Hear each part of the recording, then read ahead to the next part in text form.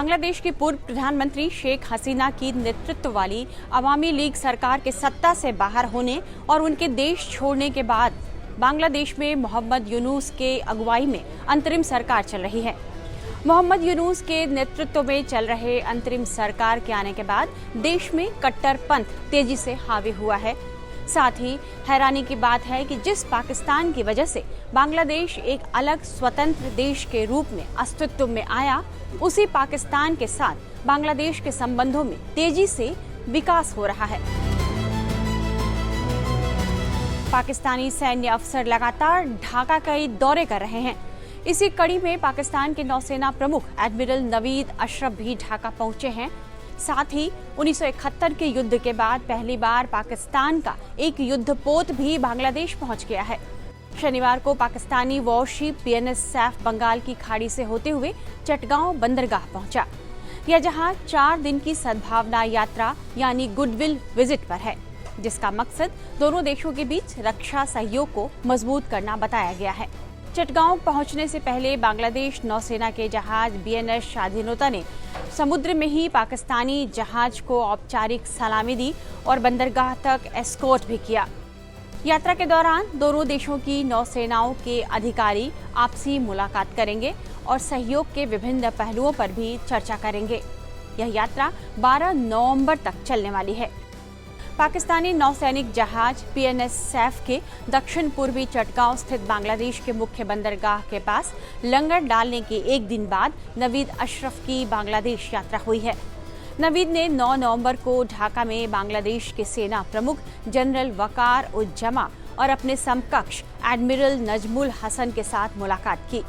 उनके बांग्लादेश की अंतरिम सरकार के मुखिया मोहम्मद यूनुस से भी मुलाकात की संभावना है। नवीद अशरफ से 2 हफ्ते पहले ही पाकिस्तान की joint chiefs of staff committee के अध्यक्ष जनरल साहिर शमशाद मिर्जा भी बांग्लादेश के दौरे पर जा चुके हैं। वे 24 अक्टूबर से 28 अक्टूबर तक वहां रहे। इस दौरान उन्होंने मोहम्मद यूनुस से भी मुलाकात की। इससे पहले ISI के अधिकारी भी ढाका पहुंचे थे। शहबाज सरकार के कई मंत्रियों ने बीते दिनों में ढाका का दौरा किया है। इतना ही नहीं, पाकिस्तान और बांग्लादेश के बीच अगस्त में 6 समझौते भी हुए हैं। इसमें ट्रेड, इकोनॉमी, डिप्लोमेटिक ट्रेनिंग, शिक्षा, मीडिया और सांस्कृतिक क्षेत्र में सहयोग को मजबूत करने की बात कही गई है। बीते कुछ समय से बांग्लादेश में जिस तरह पाकिस्तान के अधिकारी और मंत्री दौरा कर रहे हैं, वहां जा रहे हैं, वो भारत के लिए टेंशन की बात है। गौर करने वाली बात है कि पाकिस्तान और बांग्लादेश दोनों पड़ोसी देशों के साथ भारत के ताल्लुकात अभी तनाव भरे हैं। यूनुस सरकार ने भारत के बजाय पाकिस्तान के साथ अपने संबंधों को बनाए रखने में तरजीह दी है। तो पाकिस्तान उन देशों में शामिल था जिसने 2024 के अगस्त में शेख हसीना सरकार के पतन के बाद मोहम्मद यूनुस की अंतरिम सरकार बनाने पर उसका स्वागत किया था। इसके बाद से ही दोनों देश करीब आ गए और ढाका और इस्लामाबाद के रिश्ते लगातार सुधर रहे हैं। जबकि शेख हसीना के भारत आने और पहलगाम हमले के बाद से भारत के पाकिस्तान और बांग्लादेश दोनों के साथ ही संबंधों में तनाव देखने को मिल रहा है। ऐसे में पाकिस्तान बांग्लादेश संबंध भारत के लिए परेशानी का सबब बनते जा रहे हैं। दोनों देशों के बीच रक्षा संबंधों में अभूतपूर्व इजाफा देखने को मिल रहा है।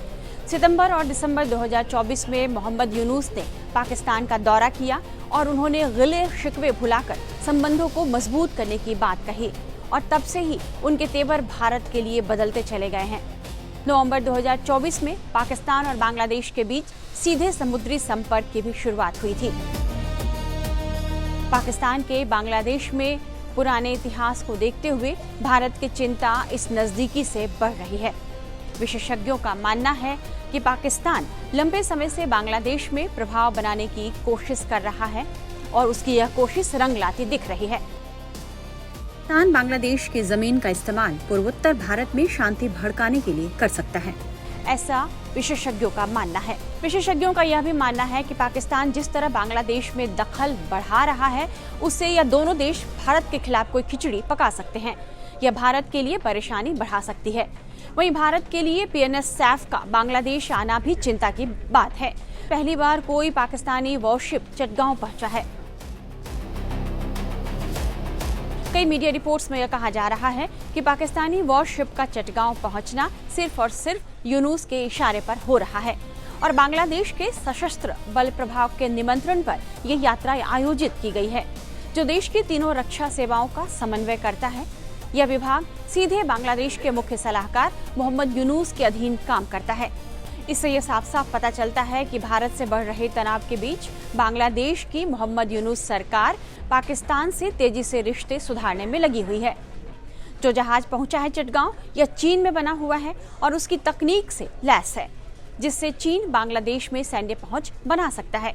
इसके अलावा चटगांव बंदरगाह बंगाल की खाड़ी में भारत के पूर्वी तट के करीब है, इसलिए पाकिस्तानी और चीनी जहाजों की आवाजाही भी बढ़ने की आशंका हो गई है। इससे भारत की समुद्री सुरक्षा पर भी खतरा बढ़ सकता है। जबकि आज का बांग्लादेश कभी पूर्वी पाकिस्तान था। पाकिस्तान आर्मी के जुल्मो सितम और वहां की सरकार के भेदभाव से त्रस्त होकर बांग्लादेश के हिस्से में विद्रोह शुरू हुआ। भारतीय सेना की मदद से 16 दिसंबर 1971 को पाकिस्तान को हराकर बांग्लादेश बना। पिछले 7 दशकों में भारत अपने नए पड़ोसी की मदद के लिए हमेशा तैयार रहा। 1996 में दोनों देशों ने गंगा नदी के लिए गंगा जल बंटवारा संधि की, जो बांग्लादेश के लिए खेती और पानी की जरूरतों को पूरा कर रहा है। 2010 से 2020 तक भारत ने करीब 68,000 करोड़ रुपए की लाइन ऑफ क्रेडिट बांग्लादेश को दी है। सड़क की बात हो या रेल या बंदरगाह जैसे प्रोजेक्ट्स, ऐसे 17 प्रोजेक्ट्स हैं जिसमें भारत ने निवेश किया है। 2023 से भारत बांग्लादेश को रोजाना 2000 मेगावाट बिजली भी भेजता है। लेकिन आज वही बांग्लादेश भारत से दोस्ती के बजाय पाकिस्तान के साथ गलबहियां कर रहा है। बांग्लादेश तो भारत के सारे एहसान ही मानो भूल गया है। हद तो तब हो गई जब बांग्लादेश की अंतरिम सरकार के कानूनी सलाहकार आसिफ नजरुल ने भारत के प्रधानमंत्री नरेंद्र मोदी के विजय दिवस पर किए गए ट्वीट का जवाब देते हुए यह कहा था कि 16 दिसंबर 1971 को बांग्लादेश का विजय दिवस था। भारत सिर्फ सहयोगी था, इससे ज्यादा कुछ नहीं। हालांकि विशेषज्ञों का मानना है कि बांग्लादेश के इस तेवर को ठीक किया जा सकता है। भारत पाकिस्तान के करीब जा रहे बांग्लादेश को भारत कई तरह से सबक सिखा सकता है। अप्रैल 2025 में भारत ने बांग्लादेश पर जवाबी कार्रवाई करते हुए ट्रांसशिपमेंट सुविधा बंद कर दी है, जिससे बांग्लादेश को सालाना करीब 6,500 करोड़ रुपए का नुकसान हुआ है। भारत ने अपने टेक्सटाइल इंडस्ट्री को बूस्ट करने का प्लान बजट 2025 में बनाया है, ताकि गारमेंट मार्केट में जिस तरह बांग्लादेश की कड़ी पकड़ है उसे सुस्त किया जा सके और उसकी आर्थिक कमर को तोड़ा जा सके। इसी तरह भारत बांग्लादेश को जो बिजली सप्लाई करता है उसे भी या तो कम किया जा सकता है या भुगतान के शर्तों को कड़ा किया जा सकता है। विशेषज्ञों का मानना है कि भारत को बांग्लादेश पर हर तरह से दबाव बनाया जाना चाहिए, ताकि यूनुस सरकार को यह समझ में आ सके कि भारत के दुश्मन से गलबहियां करना उसके लिए कितना महंगा पड़ने वाला है।